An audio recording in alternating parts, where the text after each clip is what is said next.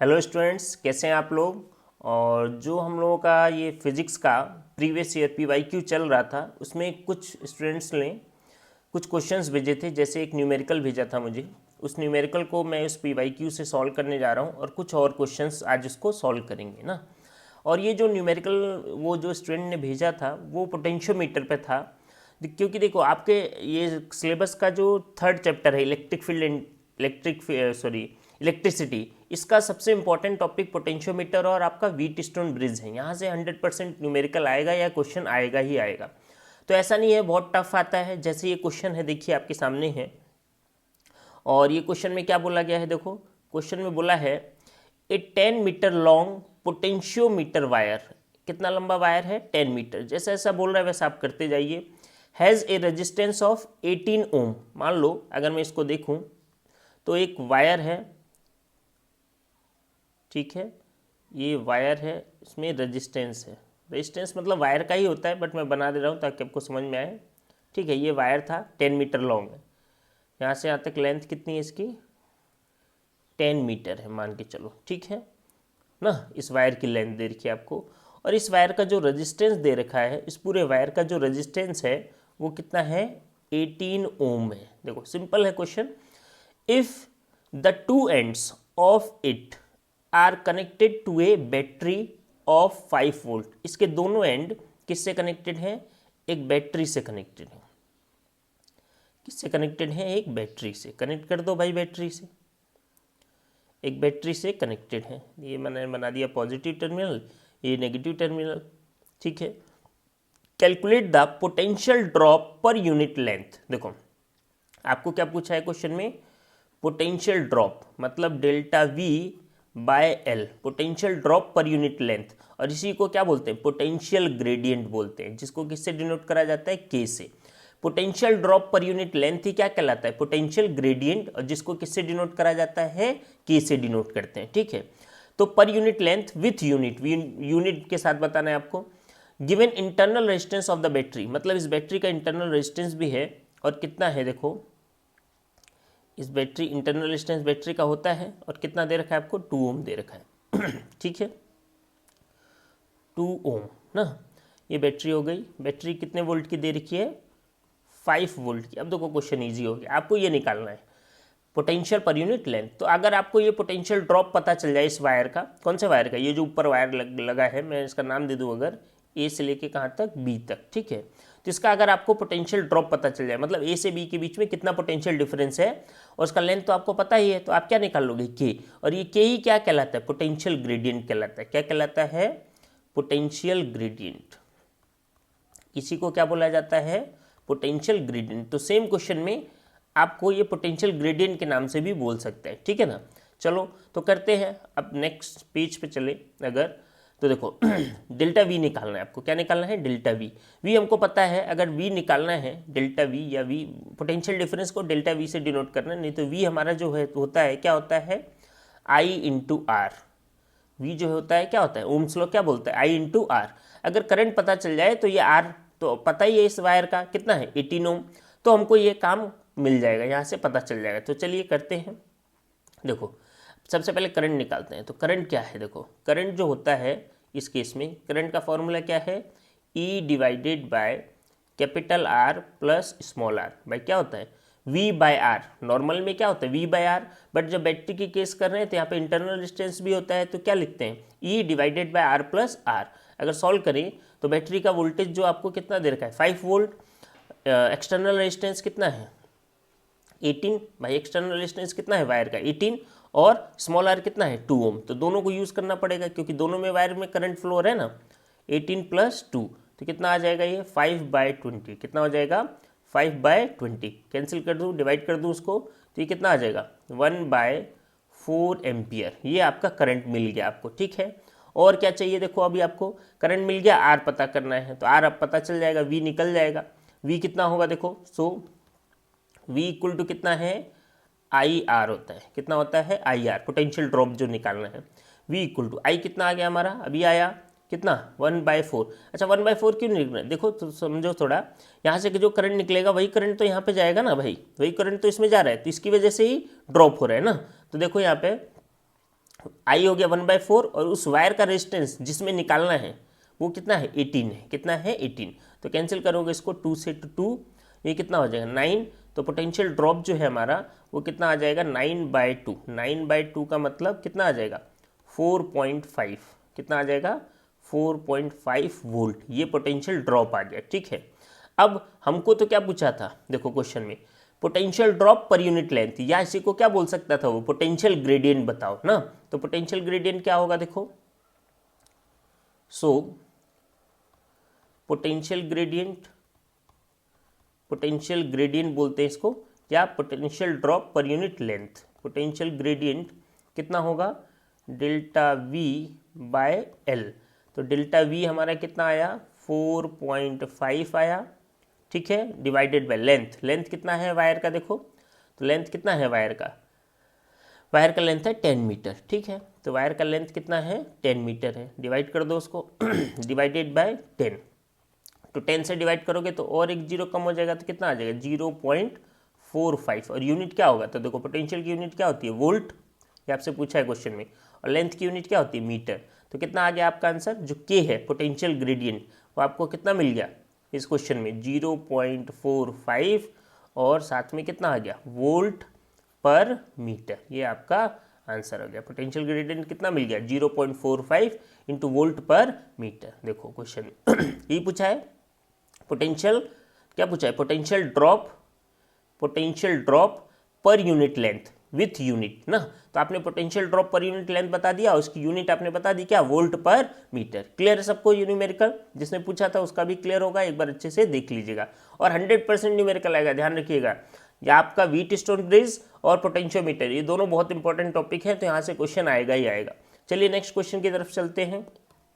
Next question क्या है देखिए, नेक्स्ट क्वेश्चन बोल रहा है, बहुत ईजी क्वेश्चन है, देखो 2 मार्क्स का, बहुत ईजी क्वेश्चन।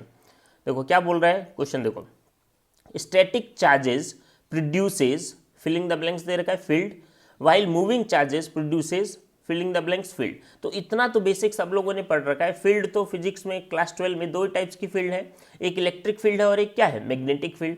तो आप सब लोग जानते हो कि इलेक्ट्रिक फील्ड किससे प्रोड्यूस होता है, जब भी कोई चार्ज कैसा हो रेस्ट में हो, कैसा हो रेस्ट में। जब भी कोई चार्ज रेस्ट में होता है तो इसकी वजह से आसपास क्या प्रोड्यूस होता है इलेक्ट्रिक फील्ड। क्या प्रोड्यूस होता है इलेक्ट्रिक फील्ड प्रोड्यूस होता है ना। तो फर्स्ट वाले का आंसर क्या हो जाएगा कि जो चार्ज और रेस्ट में जो चार्ज रहता है उसको क्या बोलता जाता है स्टैटिक चार्ज बोला जाता है। क्या बोला जाता है स्टैटिक चार्ज बोलते हैं। क्लियर है सबको। तो फर्स्ट का आंसर क्या हो जाएगा हमारा इलेक्ट्रिक फील्ड, और दूसरा एंड वाइल मूविंग चार्ज। अब देखो दूसरी कहानी बता देता हूँ इसी में। मूविंग चार्ज का मतलब क्या है कि चार्ज जो है वो मोशन में है। किस में है मोशन में, मतलब चार्ज है क्या हो रहा है चल रहा है। तो चार्ज चल रहा है तो हमको पता है जब चार्ज फ्लो होता है, जब चार्ज फ्लो होगा, चार्ज जो है जब फ्लो होगा तो क्या प्रोड्यूस करता है द फ्लो ऑफ चार्ज। क्या कहलाता है डेफिनेशन यही है, द फ्लो ऑफ चार्ज क्या प्रोड्यूस करता है करंट। और करंट जब फ्लो होता है तो ओरस्टेट ने चैप्टर 4 में कौन से साइंटिस्ट का क्या नाम था उनका ओरस्टेट, भाई चैप्टर इसी नाम से शुरू होता है ओरस्टेट एक्सपेरिमेंट। क्या बोला कि अगर कहीं पे भी किसी वायर में करंट फ्लो हो रहा है तो उस करंट फ्लो होने की वजह से क्या प्रोड्यूस होगा मैग्नेटिक फील्ड। क्या प्रोड्यूस होगा मैग्नेटिक फील्ड। तो क्लियर है सबको। स्टैटिक चार्ज क्या प्रोड्यूस करता है इलेक्ट्रिक फील्ड, और मूविंग चार्ज क्या प्रोड्यूस करता है मैग्नेटिक फील्ड। ठीक है, चलिए नेक्स्ट क्वेश्चन की तरफ चलते हैं। देखिए नेक्स्ट क्वेश्चन क्या है, बहुत इजी क्वेश्चन है आपके PYQ और 2 मार्क्स के हैं, तो इनको छोड़ना नहीं है, बहुत अच्छे मार्क्स ला सकते हैं आप लोग। देखिए क्या बोल रहे हैं, right the analogous equation in electricity if in magnetism it is expressed torque, ये टॉर्क का सिंबल है, tau vector equal to m vector cross b vector and mention the unit of m vector. आपको electricity में यही analogous लगाना है, मतलब आपको कंपेयर करना है। तो देखो अगर मैं कंपेयर करूं आपको, तो यहाँ पे देखो पहले मैग्नेटिक फील्ड वाली मैग्नेटिज्म में देखते हैं। मैग्नेटिज्म में क्या हुआ, मैग्नेटिज्म में आपको क्या दे रखा है कि टॉर्क वेक्टर जो होता है वो कितना होता है m vector cross b vector. अब आपको पता होना पड़ेगा बस चीज़ें क्या है, आप फटाफट कर सकते हो। सेम काम आप कहाँ कर सकते हो इलेक्ट्रिसिटी में, कहाँ कर सकते हो इलेक्ट्रिसिटी वाले चैप्टर में। ठीक है, कैसे देखो यहाँ पे टॉर्क यहाँ पे भी लगेगा, टॉर्क लगेगा सेम, और यहाँ पे जो m है ये क्या कहलाता है, मैग्नेटिक मोमेंट। क्या कहलाता है, मैग्नेटिक मोमेंट, मैग्नेटिक मोमेंट। ऐसे ही यहाँ पे क्या यूज करते हैं, डाइपोल मोमेंट, उसको किससे डिनोट करते हैं, p से। जो काम मैग्नेटिज्म में m करता है वही काम इलेक्ट्रिसिटी में कौन करता है, p, और इसको क्या बोलते हैं, इलेक्ट्रिक डाइपोल मोमेंट बोला जाता है, क्रॉस। ये मैग्नेटिक फील्ड में रखा है तो B आता है मैग्नेटिक फील्ड का सिंबल, और यहाँ पे क्या आ जाएगा, E। इसी को बोलते हैं एनालोगस। कंपेयर कर दो दोनों को तो देखो आपको फॉर्मूला मिल गया, टॉर्क का क्या फॉर्मूला मिल गया, P vector cross E vector. तो देखो 1 मार्क्स का ही था, तो आप ये मत सोचो कि बहुत ज़्यादा लिखना है, क्योंकि 1 मार्क्स में आपको इसको साथ कंपेयर करके लिख देना है। जो काम यहाँ पे मैग्नेटिक मोमेंट करता है वो इलेक्ट्रिसिटी में कौन करता है, डाइपोल मोमेंट। कौन करता है, डाइपोल मोमेंट करता है, ठीक है, डाइपोल मोमेंट। और आपको पता है ये फॉर्मूला देखो, यहाँ से न्यूमेरिकल भी बहुत चांस बनता है, यहाँ से न्यूमेरिकल इस फॉर्मूले से, ठीक है। तो इस क्वेश्चन के साथ साथ मैं बोल रहा हूँ, इसको जब ओपन करोगे तो ये तो क्रॉस वेक्टर फॉर्म में है, ये वेक्टर फॉर्म में, इसको जब ओपन करोगे तो टॉर्क कितना मिलेगा आपको, देखो टॉर्क का वैल्यू कितना मिलेगा, PE साइन थीटा। क्या मिलता है, PE साइन थीटा। P क्या है, डाइपोल मोमेंट, E क्या है, इलेक्ट्रिक फील्ड, और थीटा क्या है, डाइपोल मोमेंट और इलेक्ट्रिक फील्ड के बीच का एंगल है। तो ये इस फॉर्मूले से न्यूमेरिकल बनता है, ध्यान रखना, ठीक है। डाइपोल मोमेंट हो गया। दूसरा आपसे इसमें 1 मार्क्स का, देखो यहाँ से करा करो क्वेश्चन को, देखो क्या पूछा है उसका आंसर देना है। आप कुछ भी लिख दो, एक्स्ट्रा कोई फर्क नहीं पड़ता, जो पूछा है उसको आपको आंसर देना है। तो फर्स्ट आपको एनालॉगस करके इक्वेशन देख के दोनों को कंपेयर करके इलेक्ट्रिसिटी का निकालना था, आपने निकाल दिया। सेकंड जो 1 मार्क्स दिया है वो आपको वो किस बात के लिए दिया है, देखो क्या लिखा है यहाँ पे, इट इज एक्सप्रेस, ये हो गया, and mention the unit of m vector, मतलब m वेक्टर की यूनिट बतानी है। तो देखो उसकी m वेक्टर क्या होता है, मैंने बोला जो m वेक्टर है यहाँ पे, जैसे इलेक्ट्रिसिटी में p वेक्टर था वो इलेक्ट्रिक डाइपोल मोमेंट कहलाता है, और ये क्या कहलाता है, magnetic dipole moment, magnetic dipole moment, magnetic dipole moment.